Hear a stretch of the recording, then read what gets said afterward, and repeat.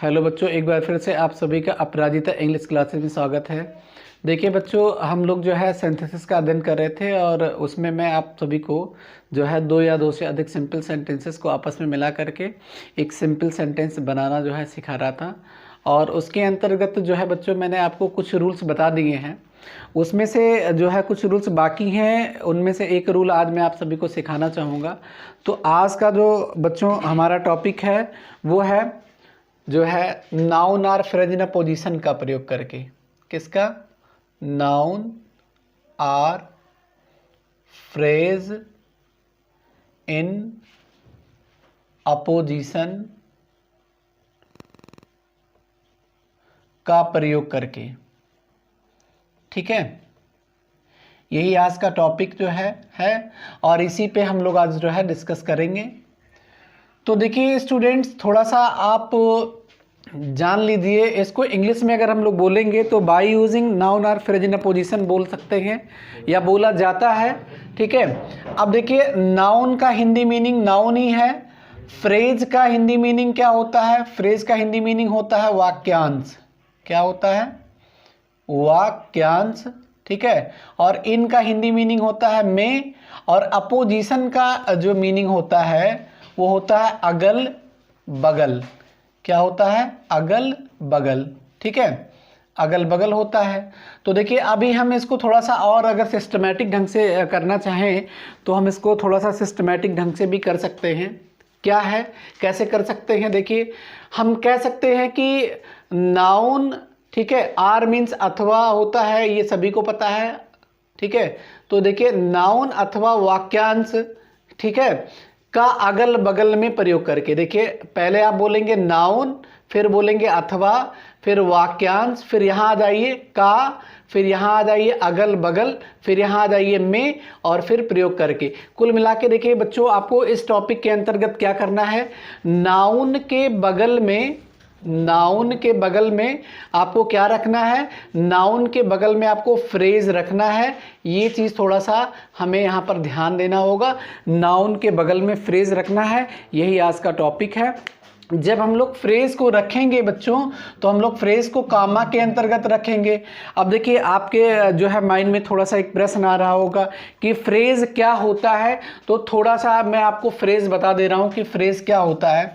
देखिए फ्रेज की अगर हम लोग बात करें तो फ्रेज का हिंदी अर्थ होता है वाक्यांश। क्या होता है? वाक्यांश। ठीक है, अब देखिए वाक्यांश के अगर हम लोग थोड़ा तोड़ लें वाक्यांश को, तो ये हो जाएगा वाक्य और प्लस अंश। ठीक है, वाक्य प्लस अंश। अब देखिए अंश को हम लोग कह सकते हैं कि भाग। अंश मीन्स भाग होता है, अंश मीन्स हिस्सा होता है। ठीक है, तो कहने का मतलब यहाँ अगर हम टोटल इसका जो है अलग अलग करके नहीं एक ही साथ देखें तो हम कह सकते हैं कि वाक्य का भाग या हिस्सा। देखिए वाक्य का भाग या हिस्सा, तो वाक्य का भाग या हिस्सा ही जो है वो फ्रेज कहलाता है, वाक्यांश कहलाता है। ठीक है, वाक्यांश के लिए या फ्रेज के लिए कुछ कंडीशन है बच्चों। पहला कंडीशन क्या है कि वाक्यांश कैसा होना चाहिए। वाक्यांश क्या होता है? वाक्यांश जो होता है बच्चों वो होता है शब्दों का समूह। क्या होता है? शब्दों का समूह होता है। ठीक है, और इसके लिए कंडीशन नंबर 2 क्या है कि इसमें कोई सब्जेक्ट नहीं होता है बच्चों। इसमें कोई भी सब्जेक्ट नहीं होता है, ये कंडीशन नंबर 2 है। सब्जेक्ट नहीं होता है, कोई भी सब्जेक्ट नहीं होता है। ठीक है, थोड़ा सा मैं आपको और समझा दूं, कोई भी सब्जेक्ट नहीं होता है। सब्जेक्ट के अलावा अगर आप देखेंगे तो इसमें कोई भी मेन वर्ब नहीं होता है। ठीक है, ये किसी टेंस में नहीं होता है और ये किसी सेंटेंस में भी नहीं होता है। थोड़ा सा ये भी आपको समझना होगा। तो शब्दों का एक ऐसा समूह जिसमें कोई सब्जेक्ट ना हो, मेन वर्ब ना हो, टेंस ना, जो किसी टेंस में ना हो और जो किसी सेंटेंस में ना हो, उसे जो है हम लोग फ्रेज बोलते हैं। इसको थोड़ा सा हम लोग एग्जाम्पल के माध्यम से जो है समझने का प्रयास करते हैं कि फ्रेज क्या होता है। ठीक है, क्योंकि जो है फ्रेज अगर आप नहीं जानेंगे, अच्छे से समझ नहीं पाएंगे, तो फ्रेज कहाँ रखेंगे, कैसे रखेंगे नाउन के बगल में, आपको फ्रेज फाइंड आउट करना होगा सेंटेंस में से ना। तो देखिए पहला मैं जो एक फ्रेज का एग्जाम्पल लिख रहा हूं, the monitor of the class. ठीक है बच्चों, अब देखिए अगर हम लोग the monitor of the class की बात करें तो जो the monitor of the class है वो एक फ्रेज है। क्यों है? देखिए पहला कंडीशन अप्लाई हो रहा है, ये क्या है? ये शब्दों का समूह है। दूसरा कंडीशन अप्लाई हो रहा है, इसमें कोई सब्जेक्ट नहीं है। ठीक है, इसमें देखिए जो है कोई मेन वर्ब भी नहीं है, ये किसी टेंस में भी नहीं लिखा गया है, ये किसी सेंटेंस में भी नहीं लिखा गया है। तो शब्दों का एक ऐसा समूह जिसमें सब्जेक्ट ना हो, जिसमें कोई मेन वर्ब ना हो, जो किसी टेंस में ना होता हो और जो किसी सेंटेंस में ना होता हो, उसको ही हम लोग क्या कहते हैं? फ्रेज कहते हैं, हिंदी में वाक्यांश कहते हैं। थोड़ा सा ये आपको समझना होगा बच्चों। तो देखिए जब आप सेंटेंसेस को कंबाइन करेंगे, दो या दो से अधिक सिंपल सेंटेंसेस को आपस में कंबाइन करेंगे, तो आपको क्या करना होगा? ठीक है, आपको यही करना होगा कि आपको फ्रेज को नाउन के बगल रखना होगा। ठीक है, यहां मैंने आपकी सुविधा के लिए लिख दिया है कि नाउन के ही बगल में आपको फ्रेज रखना है। यही इस टॉपिक के अंतर्गत आपको मैं सिखाने का प्रयास कर रहा हूं, बताने का प्रयास कर रहा हूं। ठीक है, यही इस टॉपिक के अंतर आपको सीखना है। तो थोड़ा सा मैं अब थोड़ा सा बोर्ड पे जगह चाहूँगा ताकि मैं जो है आपको आपके टॉपिक पे ले करके आ करके और समझाने का प्रयास कर सकूँ। ठीक है बच्चों, तो देखिए क्या समझाना है। मैंने वाक्यांश आपको बता ही दिया है, मतलब फ्रेज बता दिया मैंने, और मैंने ये भी बता दिया है कि इस टॉपिक के अंतर्गत बच्चों आपको करना क्या है। ठीक है, अब देखिए हम आते हैं थोड़ा सा जो हमें अध्ययन करना है। क्या अध्ययन करना है? नाउन और फ्रेज इन अ पोजीशन का अध्ययन करना है। ठीक है, तो देखिए इस नियम का हम लोग प्रयोग कब करेंगे? ठीक है, तो इस नियम का आपको प्रयोग तब करना है जब किसी एक वाक्य के सब्जेक्ट अथवा ऑब्जेक्ट के बारे में कोई बात या तो उसी सेंटेंस में या दूसरे सेंटेंस में बताई गई हो, ये है कंडीशन, और एकमात्र कंडीशन है, और यही आपको थोड़ा सा समझना होगा। तो ये कंडीशन जो है अगर किसी सेंटेंसेस में दिख रहा है, जो आपके पास सिंपल सेंटेंसेस आए हुए हैं, अगर ये कंडीशंस दिख रहा है तो आप ऐसे सेंटेंसेस को जो है कंबाइन करने के लिए जो है नाउन और फ्रेज इन अ पोजीशन का प्रयोग करेंगे। ठीक है, अब सबसे बड़ी बात ये है बच्चों कि हम लोग जो है कैसे जानेंगे कि कैसे जोड़ा जाए, कैसे कंबाइन किया जाए। तो उसको थोड़ा सा मैं एक एग्जांपल के माध्यम से आपको समझाने का प्रयास कर रहा हूँ। देखिए एग्जांपल क्या है, पहला एग्जांपल देख लेते हैं हम लोग। देखिए, Ravi is a good boy. ठीक है, ये पहला सेंटेंस हो गया। दूसरा सेंटेंस इसमें क्या है? He is my friend. He is my friend, ये देखिए पहला एग्जाम्पल है, और पहले एग्जाम्पल के अंतर्गत जो है बच्चों मैंने दो सेंटेंसेस जो है बोर्ड पर लिख दिया है। अब देखिए इसको कंबाइन कैसे करेंगे, और क्या ये जो मैंने कंडीशंस बोर्ड पे लिखा है क्या इस पे अप्लाई हो रहा है, थोड़ा सा हम लोग इस पे भी डिस्कस कर लें। तो देखिए थोड़ा सा डिस्कस करने से पहले हम इसका अर्थ आपको बता दें। देखिए Ravi means Ravi, is means है, ए मीन्स एक, गुड मीन्स अच्छा, और बॉय मीन्स लड़का। रवि एक अच्छा लड़का है, और ही मीन्स वो, इज मीन्स है, माई मीन्स मेरा, और फ्रेंड मीन्स मित्र, वो मेरा मित्र है। ठीक है, रवि एक अच्छा लड़का है और वो मेरा मित्र है। ठीक है, तो देखिए आपने क्या देखा, मैंने यहाँ कंडीशन ये लिखा था कि जब किसी एक वाक्य के सब्जेक्ट अथवा ऑब्जेक्ट के बारे में कोई बात या तो उसी सेंटेंस में कही गई हो या तो दूसरे सेंटेंस में कही गई हो। तो देखिए यहाँ पर सब्जेक्ट कौन है? इस वाले सेंटेंस में सब्जेक्ट रबी है। इस रबी के बारे में इस सेंटेंस में एक बात कही गई है। क्या कही गई है? कि रबी जो है वो एक अच्छा लड़का है, एक बात इसमें कही गई। दूसरी बात रबी के लिए इस वाले सेंटेंस में भी कुछ कही गई है। वो क्या कही गई है? कि रबी जो है वो मेरा मित्र है। तो आपने क्या देखा कि रबी के ही बारे में दोनों सेंटेंसेस में कोई बात कही गई है ना। तो देखिए हम कंबाइन कैसे करेंगे। कंबाइन करते टाइम क्या कहता है बच्चों, जो बात जिसके लिए कही गई होती है उस बात को कामा के भीतर जो है उस नाउन के बगल में जिसके लिए कही गई होती है रख दिया जाता है। तो कैसे कंबाइन करेंगे, देखिए इसको कैसे जोड़ा जाएगा। हम लोग देखें रबी के बारे में कोई बात कही गई इस वाले सेंटेंस में और रबी के ही बारे में इस वाले भी सेंटेंस में बात की गई है। तो हम क्या करेंगे, सबसे पहले रबी लिख लेंगे क्योंकि रबी के ही बारे में बात की गई। अब रबी के बगल में हम लोग कामा लगाएंगे बच्चों, और कामा लगाने के बाद में यहाँ से एक फ्रेज ले लेंगे चाहे जो है आ गुड बॉय। ठीक है, तो आप लिखेंगे आ गुड बॉय। ठीक है, आ गुड बॉय।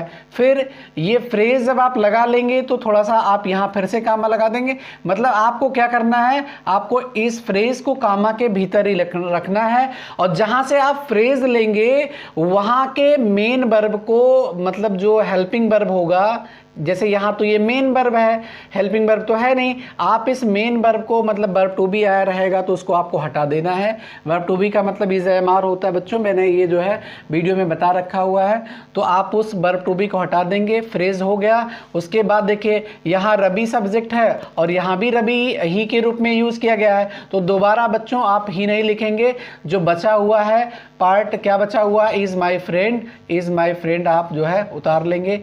तो इस तरह से आपने देखा कि मैंने इस सेंटेंस को जो है बाय यूजिंग नाउन और फ्रेज इन अ पोजीशन के द्वारा जो है क्या कर दिया है, कंबाइन कर दिया है। तो इसका आंसर क्या बन के आया, रबी और उसके बाद आ गुड बॉय और उसके बाद इज माई फ्रेंड। ठीक है, तो इस तरह से आपको जो है दो या दो से अधिक सिंपल सेंटेंसेस को जो है जोड़ना है। किसके द्वारा, नाउन और फ्रेज इन अ पोजीशन का प्रयोग करके आपको जोड़ना है। थोड़ा सा जो है आपको कुछ और एग्जाम्पल मैं लेकर के और समझाने का प्रयास कर रहा हूँ ताकि ये चीज़ें जो है क्लियर हो जाएं। ठीक है, तो दूसरा एग्जाम्पल है इसका, सूरदास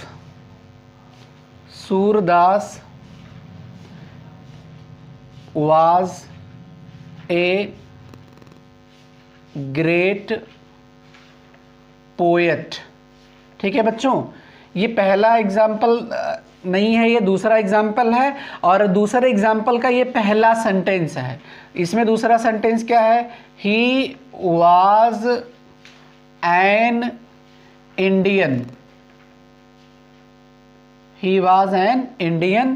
ठीक है, तो देखिए यहाँ देख रहे हैं, क्या देख रहे हैं आप, सूरदास के बारे में एक बात बताई गई है कि सूरदास जो है वो एक महान कवि थे।